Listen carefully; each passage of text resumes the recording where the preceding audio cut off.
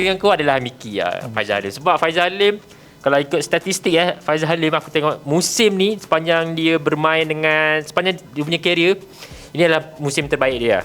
Dengan hampir dekat 50 game dia main untuk musim ni, dia dapat jaringkan 22 gol, 13 assist. Ya, betul. Dan ini antara contribution yang sangat baik. Sebelum ni adalah contribution yang terbaik adalah ketika di Terengganu season 21-22, 11 gol 17 assist. Tapi di Selangor sekarang ni 22 gol 13 assist ni, dan kita tahu dengan apa yang berlaku dekat Faizal Halim ni sebenarnya ramai yang katakan career dia dah akan habis, sebab ramai yang katakan dia dah dapat balik momentum tu. Tapi aku rasa semangat dia kuat dan dia dah prove everyone wrong. Dia berada di tahap terbaik dan aku rasa dengan diberikan armband captain membuatkan semangat dia. Miki ni memang pop.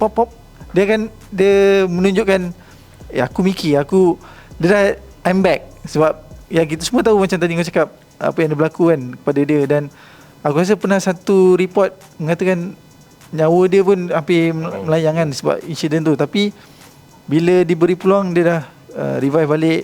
Kita tak sangka bila dia dengan gandingan dia bersama Chirigo tu menjadikan Selangor ni antara pasukan yang top dekat Malaysia kan.